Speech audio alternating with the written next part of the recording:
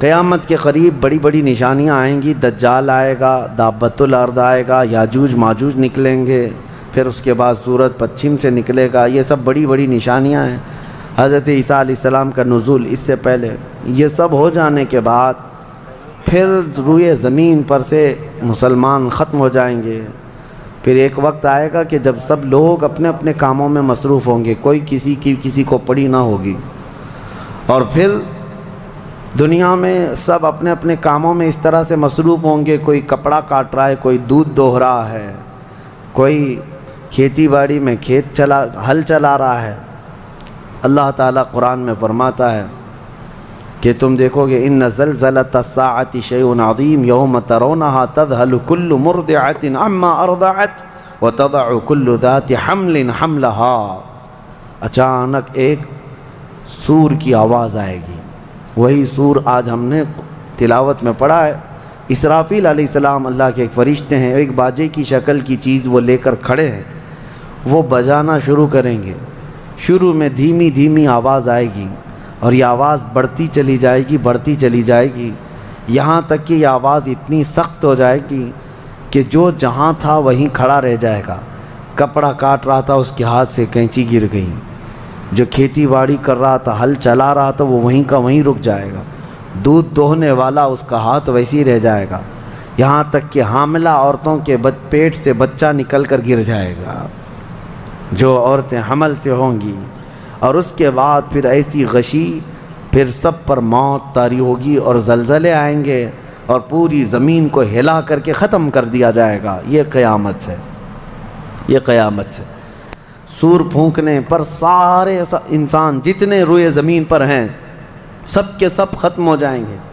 اس کے بعد اللہ تعالیٰ فرماتا ہے ثم نفخ فیہ اخری، پھر دوسری بار سور پھونکنے کا حکم ہوگا. لیکن کیسے؟ سور جب حضرت اسرافیل علیہ السلام پھونکیں گے، پہلے انسانوں کی موت، پھر یہاں پر جتنی مخلوقات ہیں، جنات ہیں، جانور ہیں، سب کی موت. چرند پرند تو چھوڑے، نباتات، یہ پیڑ پودوں میں کی جان ختم. چاند سورج کو جب ختم کر دیا گیا تو پھر کوئی چیز ہی نہیں، ستارے، چاند، سورج سب. بلکہ اللہ تعالیٰ کے جتنے ملائکہ ہیں، جبرائیل امین علیہ السلام سے لے کر دوسرے ایک فرشتے تک، سارے ملائکہ کو بھی موت آئے گی. سب موت کے شکار ہوں گے. اور سارے جب انتقال کر جائیں گے تو پھر بچتا کون ہے؟ صرف حضرت اسرافیل علیہ السلام جنہوں نے سور پھونکا. اب ان کو سور پھونکنے کا حکم جو تھا وہ کہا جائے گا روک دو اب. پھر اللہ تعالی حضرت اسرافیل علیہ السلام کو بھی موت طاری کرے گا. اور روح نکالنے والا فرشتہ کون ہے؟ ملک الموت اسرائیل علیہ السلام. اب تک یہ سب کی روح نکال چکے ہوں گے اور پھر اللہ تعالیٰ اسرائیل علیہ السلام کی بھی روح نکال دے گا. اسرائیل جو سب کی روح نکالتے ہیں ان کو بھی موت ہے، ان کو بھی موت ہے. اور پھر ہم نے پڑھا کل شیء ہالک الا وجہہ، ہر شے فنا ہو جائے گی سوائے رب العالمین کے. کل من علیہا فان ویبقى وجہ ربک ذو الجلال والاکرام، جو کچھ بھی ہے سب فنا ہو جائے گا، تمہارے رب کی ذات صرف باقی رہے گی، کوئی نہیں باقی رہے گا. پھر جب مولا کی مرضی ہوگی رب تبارک و تعالیٰ دوبارہ اسرافیل علیہ السلام کو اٹھائے گا. اسرافیل علیہ السلام دوبارہ اٹھیں گے اور پھر ان سے کہا جائے گا دوبارہ سور پھونکو، پھر سے پھونکو. اب جب دوبارہ حضرت اسرافیل علیہ السلام سور پھونکیں گے تو یہ زندگی کا سور ہے. پہلے والا یہ نفخہ اولا اس کو کہتے ہیں، وہ موت کا تھا، اور نفخہ ثانیہ حیات کا ہے، زندگی کا ہے. اب رب تعالیٰ نے جو وعدہ فرمایا تھا کہ ہم تمہیں موت کے بعد دوبارہ اٹھائیں گے، یہ وعدہ اس وقت پورا ہوگا. اب دوسرے مرتبہ جب سور پھونکنا شروع کرتے ہیں اسرافیل علیہ السلام، کتنے انسان آئے گئے، آدم علیہ السلام سے لے کر قیامت تک سب وہ زمینوں میں جہاں کہیں ہوں گے. کسی کو جلا کر ختم کر دیا گیا ہو، کسی کو جانور کھا گیا ہو، کسی کو پانی میں ختم کر دیا ہو، کسی بھی طرح سے، لیکن مولا تعالیٰ سب کو اٹھانے والا ہے.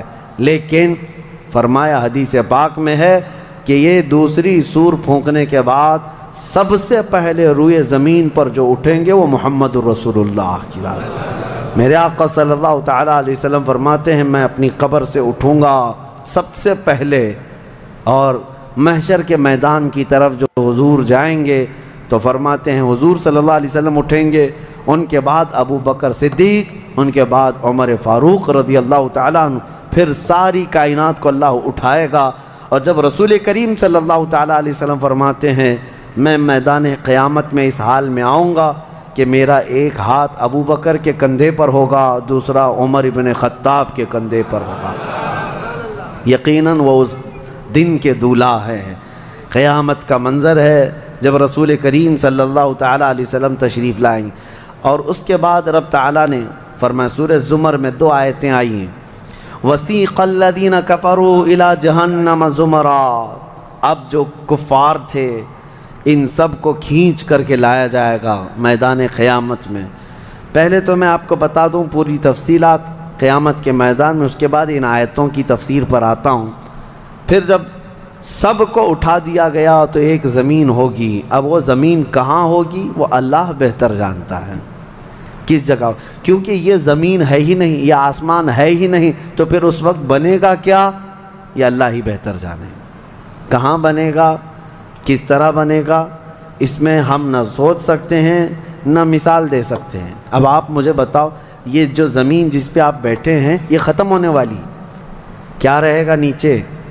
آسمان جو دکھ رہا ہے یہ بھی ختم ہونے والا ہے، پھر کیا رہے گا اوپر ہمیں نہیں معلوم، لیکن اللہ کریم ایک زمین بنائے گا جس کے متعلق کہا گیا وہ تانبے اور پیتل سے بنی ہوئی ہوگی، یہ مٹی والی زمین نہیں۔ اور پھر اس کے بعد سورج کو پھر دوبارہ زندہ کیا جائے گا اور سورج کو سب کے سروں پر لا کر کھڑا کر دیا جائے گا۔ اب وہ زمین اور جس میں سارے انسانوں کو جمع کر دیا گیا ہے، آپ اندازہ کریں وہ زمین میں نہ کوئی عمارت ہوگی نہ درخت ہوگا، وہ بالکل فلیٹ زمین ہے، صرف میدان ہی میدان ہے۔ ایسا نہیں ہے کہ یہاں پر کوئی میدان اور تھوڑی دور کے بعد کوئی عمارت دکھے گی یا کوئی درخت دکھے گا یا کوئی پہاڑ، نہیں، کچھ نہیں، صرف سیدھی زمین۔ اسی لیے کہ وہاں تم 500 سال بھی اس میدان میں بھاگتے رہو گے تو سائے کے لیے ایک پتا بھی نہیں ملے گا، ایک پتا بھی نہیں، کہاں سایہ حاصل کر سکو۔ لیکن کچھ خوش نصیبوں کے لیے اللہ نے فرمایا کہ عرش کا سایہ انہیں اللہ عطا فرمائے گا۔ وہ کون لوگ ہیں؟ ان میں کئی لوگ ہیں، جس میں سے ایک ہی میں بتاتا ہوں، رجل تعلق قلبہ بالمساجد، وہ ایسا آدمی جس کا دل مسجدوں میں لگا ہوا ہے، قیامت کے دن اسے اللہ عرش کا سایہ عطا فرمائے گا۔ آپ کی نماز ہو گئی، بیٹھے کیوں ہیں؟ نماز ہو گئی، نماز کے بعد چلے جانا چاہیے، لیکن تمہارا دل مسجد میں لگا ہوا ہے۔ انہی لوگوں کی فضیلت میں ہے جب قیامت کے دن کوئی سایہ نہ ہوگا، ان لوگوں کے لیے اللہ عرش کا سایہ عطا کرے گا۔ اب یہ جو سارے لوگ جمع ہوں گے، کسی کو کچھ پتہ نہیں کہ ہونا کیا ہے، کسی کو نہیں پتہ کہ کیا ہونا ہے، نفسا نفسی کا عالم ہے اور سب ایک دوسرے کو تک رہے ہیں۔ اب یہی مسئلہ ہے کہ سارے لوگ وہاں پہ، کفار بھی ہوں گے، مشرکین بھی ہوں گے، جتنی امتیں پہلے آئی تھی وہ بھی ہیں، انبیاء بھی ہیں، اولیاء بھی ہیں، صلحاء بھی ہیں، صحابہ بھی ہیں، علماء بھی ہیں، سب ہیں، لیکن کسی کو کچھ سوچتا نہیں کہ کیا کیا جائے۔ یہی بے خبری سے پوری مخلوق جو ہے انبیاء کے پاس جاتی ہے۔ انبیاء میں سب سے پہلے ابو البشر سیدنا آدم علیہ السلام سے کہتے ہیں سارے لوگ، آپ تو ہم سب کے باپ ہیں، ہمارے لیے اللہ کی بارگاہ میں سفارش کریں کہ کچھ ہمارے متعلق کیا حکم ہے وہ پتہ چل جائے، ہمیں کہاں جانا ہے، جنت میں یا دوزخ میں، یہ ابھی پتہ چل جائے، حساب بھی نہیں شروع ہو رہا ہے۔ تو آدم علیہ السلام نے فرمایا، وہ فرمائیں گے کہ اے لوگو جاؤ، اس لیے کہ مجھے ڈر ہے اللہ کریم کی بارگاہ میں نے جنت میں وہ ممنوع شجر کا جو پھل کھا لیا تھا، مجھے آج بھی اس کا احساس ہے کہ کہیں رب تبارک و تعالیٰ مجھے اس پر عتاب نہ فرما دے، جاؤ کسی اور کے پاس۔ جتنے نبیوں کے پاس یہ قوم جاتی تھی وہ انبیاء کرام یہ کہتے آج ہمیں خوف ہے اللہ کریم کی بارگاہ میں، وہ قہار ہے، وہ جبار ہے، اور میں نے آج ایک آیت یہ بھی پڑھی ہے سورہ مومن میں، اللہ نے فرمایا لمن الملک اليوم، اس دن یہ آواز آئے گی آج کی بادشاہت کس کی ہے، آج کی بادشاہت کس کی ہے؟ پھر اللہ خود فرمائے گا للہ الواحد القہار، ایک قہر کرنے والے خدا کی آج بادشاہت ہے۔ اس دن صرف اس کی سلطنت ہوگی، صرف اس کی حکومت ہے۔ انبیاء ملائکہ سب ڈرے ہوئے ہیں، پتہ نہیں برسوں یہ قوم گھومتی رہے گی مخلوق۔ عیسیٰ علیہ السلام فرمائیں گے کہ اے لوگو جاؤ محمد الرسول اللہ کے پاس، آج وہ تمہاری سنیں گے اور اللہ ان کی سنے گا۔ پوری مخلوق جب نبی کریم صلی اللہ علیہ وسلم کے پاس آتی ہے تو نبی پاک صلی اللہ تعالیٰ علیہ وسلم فرماتے ہیں ہاں میں اسی کے انتظار میں ہوں۔ پھر حضور صلی اللہ علیہ وسلم سجدے میں گرتے ہیں اور اللہ کو منانے لگتے ہیں کہ مولا ہے تو تیرے بندے، تو حساب تو شروع فرما۔ اس کو کہتے ہیں شفاعت کبریٰ۔ یہ کیا ہے؟ شفاعت کبریٰ، بڑی شفاعت۔ یہ سب کے لیے، کافروں کے لیے، مشرکوں کے لیے، سب کے لیے۔ یعنی حضور کی پہلی شفاعت کس کام کی تھی؟ کہ اللہ حساب تو شروع کرے۔ یہ شفاعت کبریٰ ہے، حساب شروع کرے مولا تعالیٰ ساری انسانیت کے لیے۔ حضور جب سجدے میں گرتے ہیں اللہ کریم فرماتا ہے ارفع رأسک یا محمد۔ حضور نے یہ فرمایا ہے کہ اس دن میں سجدے میں ایسی ثنا اور ایسی حمد بیان کروں گا اللہ کی جو آج تک کسی نے نہیں بیان کی ہوگی، اور اسی دن مجھے اللہ وہ تلقین بھی فرمائے گا۔ اور جب حضور ثنا کر رہے ہوں گے اللہ فرماتا ہے ارفع رأسک یا محمد، اے محمد صلی اللہ علیہ وسلم اپنا سر اٹھائیے، آپ مانگیے آپ کو دیا جائے گا، آپ پوچھئے آپ کو جواب دیا جائے گا۔ یہ پہلا سوال ہے اللہ کی بارگاہ میں قیامت کے دن، اور پہلا جواب ہے، باقی کسی بندے کو کوئی جواب نہیں تھا۔ اللہ کی بارگاہ میں حضور نے جب یہ عرض کیا تو رب تعالیٰ فرماتا ہے ملائکہ کو جس کی ڈیوٹی تھی، جس کا کام تھا کہ میدان قیامت میں میزان عمل لگا دیا جائے، حساب و کتاب ہوں، سب کے نامہ اعمال ان کے ہاتھوں میں دیے جائیں، سب کو پڑھنے کا حکم دیا جائے۔ اب حساب کا آرڈر آ گیا، حکم آ گیا، تو لوگ تھوڑی راحت کی سانس لیتے ہیں کہ چلو حساب شروع ہونے والا ہے، لیکن ابھی اتنا آسان نہیں ہے، اتنا آسان نہیں۔ اب فرشتے لا رہے ہیں سب کے اعمال نامے۔ لوگوں کو ایسا لگتا ہے اعمال نامہ یہ 4 پنے کا ہوگا، ہاں جیسے ایگزام پیپر میں فل شیٹ A4 سائز کی شیٹ لے کر کے بیٹھتے ہیں۔ قرآن میں تو اللہ تعالیٰ نے فرمایا کہ جب نامہ اعمال فرشتے لے کر کے آئیں گے تو کتنے ہوں گے پتہ ہے؟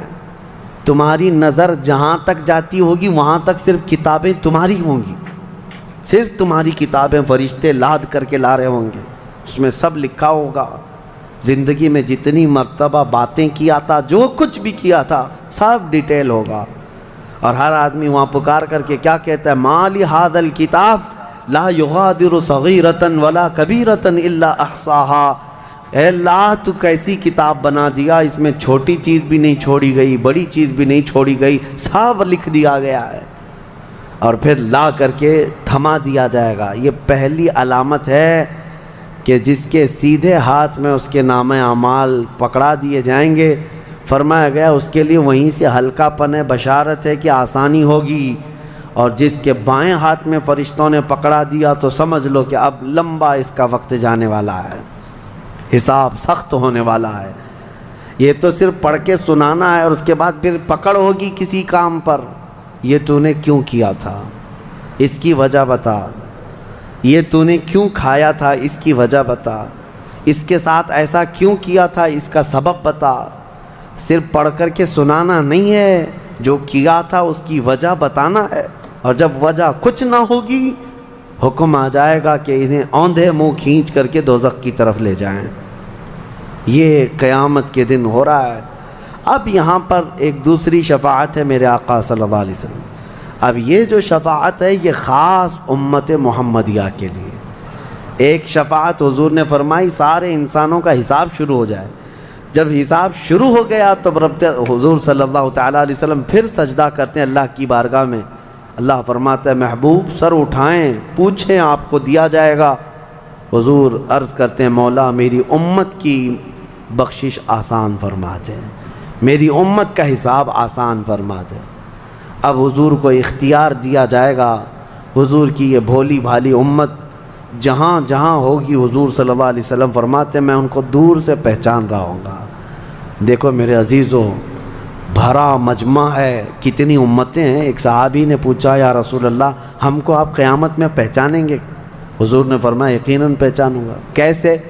حضور فرماتے ہیں زندگی میں تم جو وضو کرتے تھے، یہ جو اعضائے وضو ہیں، چہرہ اور ہاتھ، حضور فرماتے ہیں قیامت کے دن یہ سورج کی طرح چمک رہے ہوں گے، اور اسی چمک سے میں پہچان لوں گا یہ میری امت ہے، جس کے ہاتھ چہرے چمک رہے ہوں۔ جو وضو ہی نہیں کرتا اس کا کیا چمکے گا؟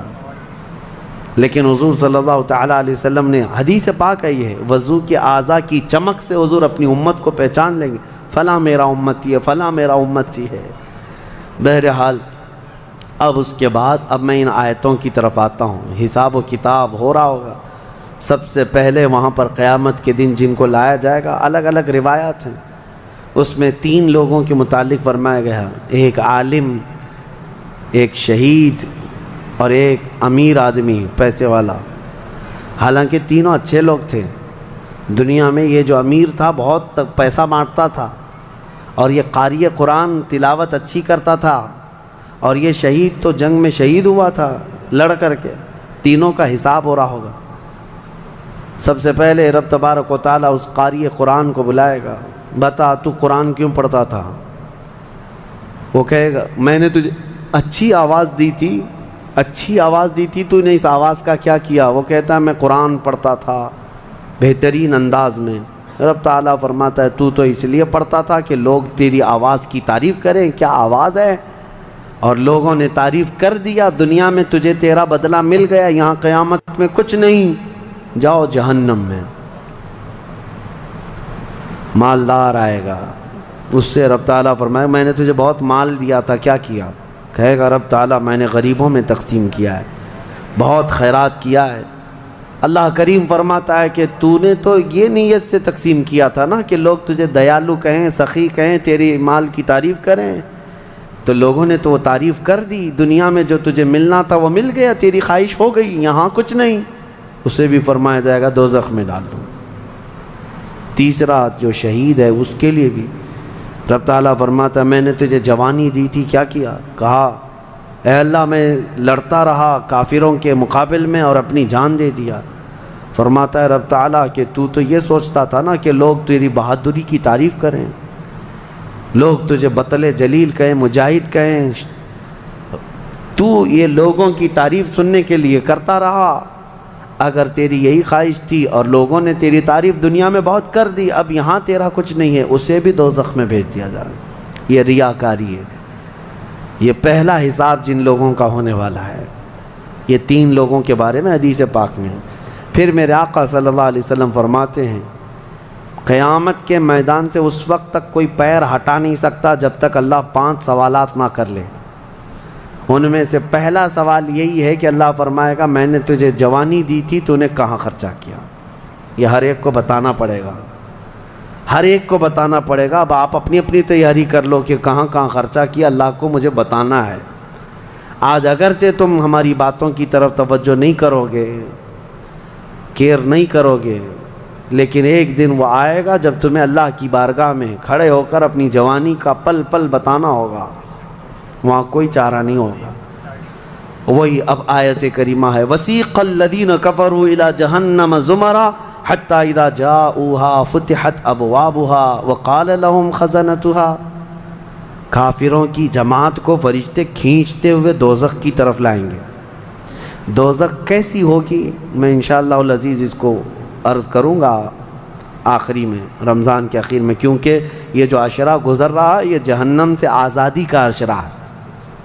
کاش اللہ ہمارا نام بھی آزاد ہونے والوں میں شامل فرمائے، کہ جہنم سے آزاد ہونے والوں میں ہمارا نام شامل ہو گیا تو پھر قسمت ہی قسمت ہے۔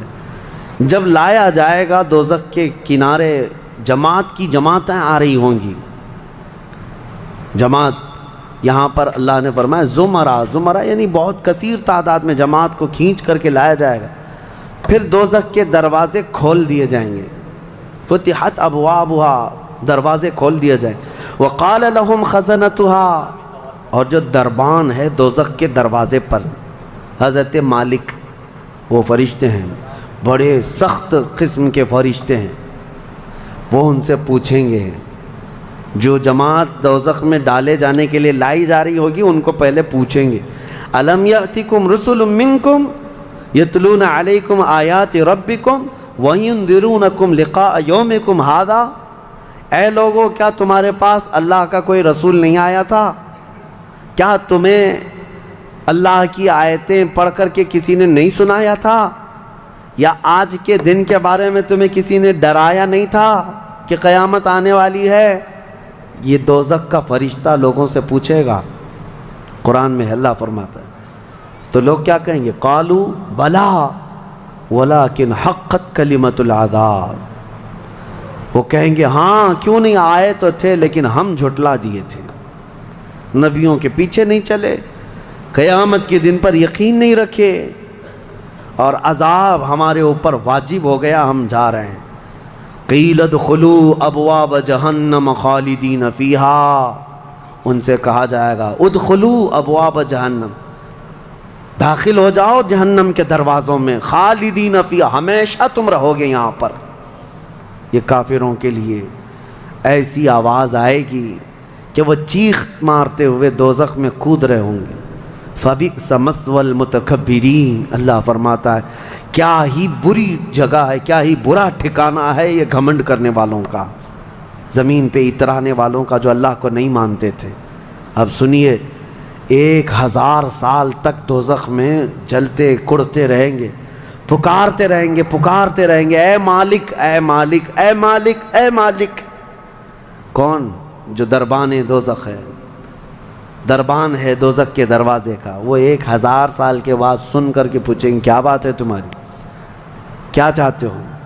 کفار و مشرکین کہیں گے کہ ہماری بات کرا دے اللہ سے، ہماری بات کرا دے اللہ سے کہ کچھ ہم پر بھی رحم ہو جائے۔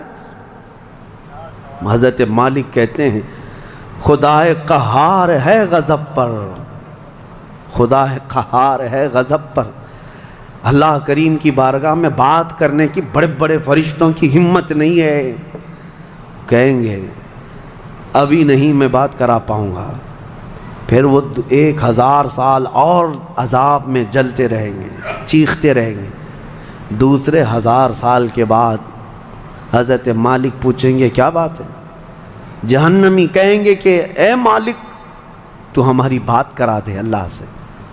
آپ کی بار حضرت مالک کہتے میں ہمت کرتا ہوں، اللہ قدیر و جبار کی بارگاہ میں عرض کرتے مولا جتنے بھی دوزخ میں جا چکے وہ تجھے فریاد کر رہے ہیں، وہ تجھ سے بات کرنا چاہتے ہیں۔ اب رب تعالیٰ کی طرف سے جواب آتا ہے حضرت مالک کو، اے مالک ان دوزخیوں سے کہہ دو کہ آج کے بعد رب تبارک و تعالیٰ نہ ان کی طرف نظر فرمائے گا نہ کلام کرے گا، لا یکلمہم اللہ یوم القیامت ولا ینظر الیہم، ان کی طرف رب تعالیٰ دیکھنا بھی نہیں چاہتا۔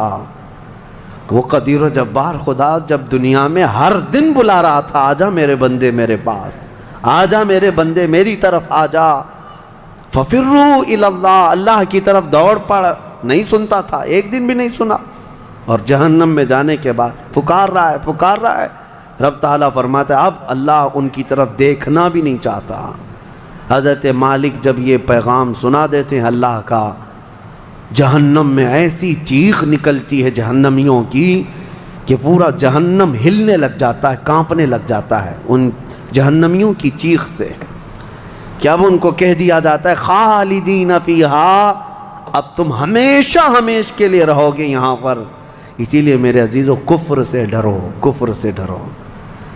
گناہ کرنے کے بعد معافی ہے لیکن کفر کی معافی نہیں۔ اسی لیے اولیاء امت ڈرا کرتے تھے کہ کہیں موت سے پہلے ایمان چلا گیا، کفر پر موت ہو گئی تو کیا ہوگا، پھر ہمیشہ ہمیشہ کے لیے دوزخ میں جانا پڑے گا، نہ وہاں کسی کی سفارش ہوگی نہ کوئی شفاعت ہوگی۔ شفاعت اور سفارش گنہگاروں کے لیے ہے، کافروں اور مشرکین کے لیے نہیں۔ قرآن میں اللہ نے فرمایا ان اللہ لا یغفر ان یشرک بہ ویغفر ما دون ذلک لمن یشاء، بے شک اللہ تعالیٰ اس کے ساتھ کیے ہوئے شرک کو اور کفر کو ہرگز معاف نہیں کرے گا، اور اس کے علاوہ جو کچھ بھی کیا ہے اللہ سب معاف کرے گا، کفر کو اور شرک کو معاف نہیں کرے گا۔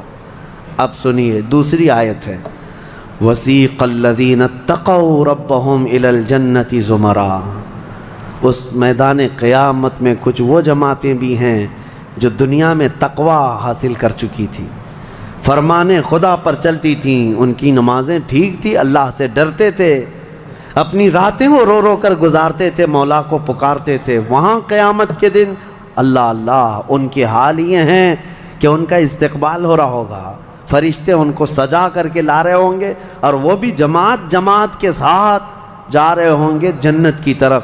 تو جیسے ہی وہ پہنچیں گے فتحت ابوابہا، قرآن میں ہے 7 دروازے جنت کے ان کے لیے کھول دیے جائیں گے۔ یہ پرہیزگار لوگ ہیں، یہ تقوی والے لوگ ہیں۔ جیسے ہی جنت کے دروازے کھلیں گے وقال لهم خزنتها، وہاں پر بھی دربان ہے ایک، جنت کے دروازوں کا دربان وہ حضرت رضوان ہیں علیہ السلام، وہ فرشتہ وہاں پر ہے، جنت کے دربان ہیں۔ جیسے ہی یہ جماعتیں قریب پہنچیں گی دروازوں کے، کیا کہے گا دربان جنت؟ وقال لهم خزنتها سلام علیکم طبتم، مبارک ہو، اللہ کی سلامتی ہو تم کو۔ یہ جو ہم سلام کرتے ہیں نا السلام علیکم، یہ جنتی سلام ہے، یہ دربان جنت جو داروغہ ہے جنت کے دروازوں کا، وہ سلام کرے گا فرشتہ جو آ رہے ہیں جنت میں، سلام علیکم طبتم، مبارک ہو، خوش آمدید، اللہ کی سلامتی ہو، فادخلوها، آ جاؤ جنت میں داخل ہو جاؤ، خالدین، ہمیشہ کے لیے، اب تم بھی یہاں سے نہیں جاؤ گے۔ اب ہمارے اس چھوٹی سی زندگی میں بتاؤ میرے عزیزوں، اب اندر جیسے ہی جنتی داخل ہوتے ہیں کیسے، سب سے پہلی نعمت کیا ملتی ہے جنت میں؟ اللہ اکبر، آپ کے لیے اور ہمارے لیے سیب ملے گا، انگور ملے گا، گوشت ملے گا، کھانے کے لیے کیا ملے گا؟ میرے عزیزوں سب نعمتیں اپنی جگہ پر، لیکن فرمایا گیا جنتی جیسے ہی جنت میں پہلا قدم رکھتا ہے محمد الرسول اللہ کھڑے ہوں گے، میرے آقا صلی اللہ تعالیٰ علیہ وسلم ہوں گے اپنے امتیوں کے استقبال کے لیے۔ اس سے بڑی نعمت کیا ہے میرے عزیز؟ جنت میں داخل ہو جانے کے بعد اب سورہ واقعہ جب آپ پڑھیں گے تو جنت کا اس میں تذکرہ ہے۔ اللہ نے فرمایا ثلۃ من الاولین وقلیل من الآخرین علی سرر موضونۃ متکئین علیہا متقابلین، وہاں دیوان لگائے ہوں گے، بڑے بڑے محلات ہوں گے جن کی ایک اینٹ سونے کی، ایک اینٹ چاندی کی بنائی ہوگی، پورے زمین پر جو گھاس ہوگی وہ زعفران سے بھی زیادہ ملائم۔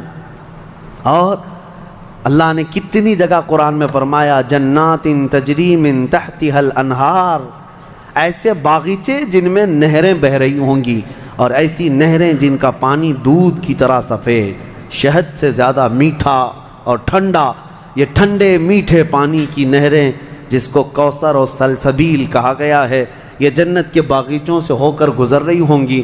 جنتی جتنے بھی ہوں گے وہاں پر وہ نہروں کے قریب بیٹھے ہوں گے، ان کے چہرے اتنے چمک رہے ہوں گے، وجوہ یومئذ ناظرہ، ایسے چمک رہے ہوں گے، دمک رہے ہوں گے، 14ویں کا چاند ان کے چہروں کے سامنے پھیکا ہوگا۔ یہ جنتیوں کے چہرے ہوں گے، اور وہ اپنے جب جنتی محل میں جائیں گے، ایک محل سامنے ہوگا، دوسرا محل ادھر ہوگا، آمنے سامنے جنتی باتیں کرتے ہوئے بیٹھیں گے۔ یہ قرآن پاک میں اللہ نے فرمایا ان کی خدمت کے لیے غلمان، لڑکے بھی ہوں گے، حوران جنت، وہ جنتیوں کی خدمت کے لیے ان کی بیویاں وہاں پر بنائی جائیں گی، وہ اتنی حسین و جمیل خوبصورت ہیں کہ جنتی کے لیے آج تک نہ ویسی خوبصورتی یا حسن دنیا میں کسی نے سنا ہے نہ دیکھا۔ یہ حوران جنت ہر جنتی کو دی جائیں گی۔ اب اس کے بعد جنت میں پہنچ جانے کے بعد تمہارے لیے کیا نہیں ہوگا؟ ایک طبقہ انبیاء کا ہے، ایک طبقہ جنت میں اولیاء کا ہے، ایک طبقہ شہداء کا ہے، ایک طبقہ صدیقین کا ہے، اور پھر جنتی کے لیے قرآن میں ہے جو وہ خواہش کرے گا فرشتے فوراً اس کے لیے وہ حاضر کریں گے. جو چیز کی خواہش کرے گا، جس دن تمہاری وہاں خواہش ہوگی کہ مجھے یہاں غریب نواز کا دربار دیکھنا ہے، جنت میں غوث پاک کہاں ہے وہاں جانا ہے، صحابہ میں خلفائے راشدین کہاں ہیں وہاں جانا ہے، انبیاء اکرام کہاں ہیں، شہداء و صالحین کہاں ہیں وہاں جانا ہے. جنتی گھوم رہا ہوگا، اور کیا ہی بہتر ہوگا جنتی جب یہ خواہش کرے گا مجھے محمد الرسول اللہ کے محل میں جانا ہے، وہاں بھی اسے پہنچایا جائے گا. وہ ہر ایک بڑے سے بڑے انبیاء، صالحین، شہداء اور رسولان اعظام کے ہاں جاتا رہے گا، آتا رہے گا، جاتا رہے گا، آتا رہے گا.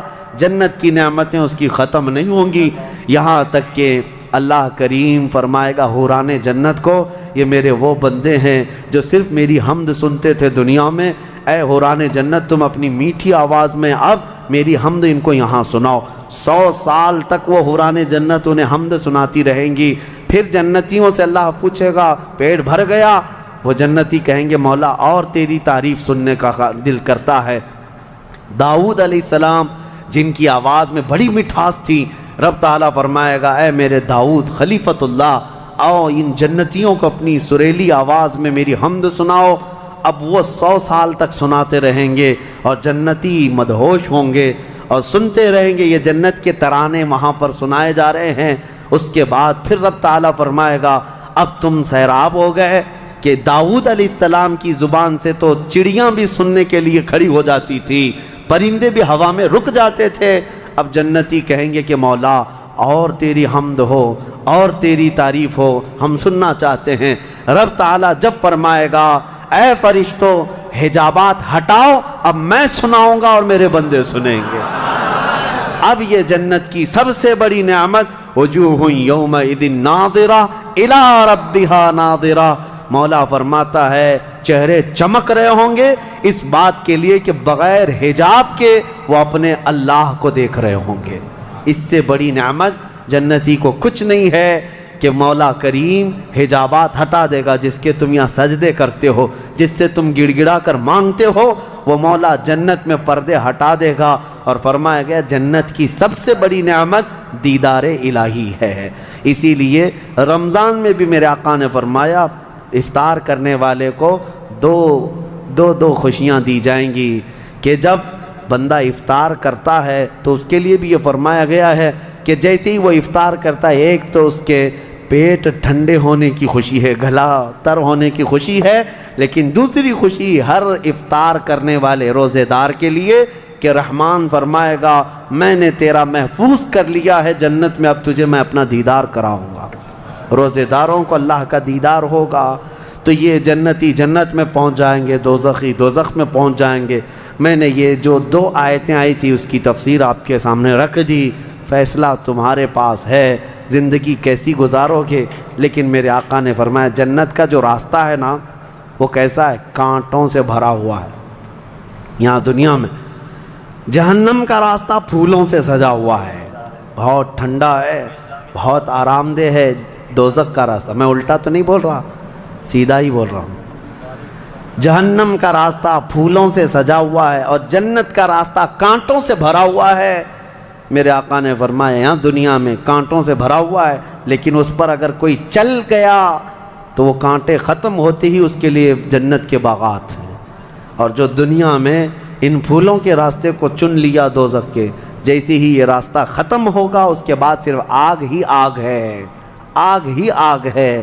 چنو کون سا راستہ، تم یہاں کے پھول چاہتے ہو یا پھر آخرت کے باغیچے، یا یہاں کے کانٹے اور آخرت کی آگ.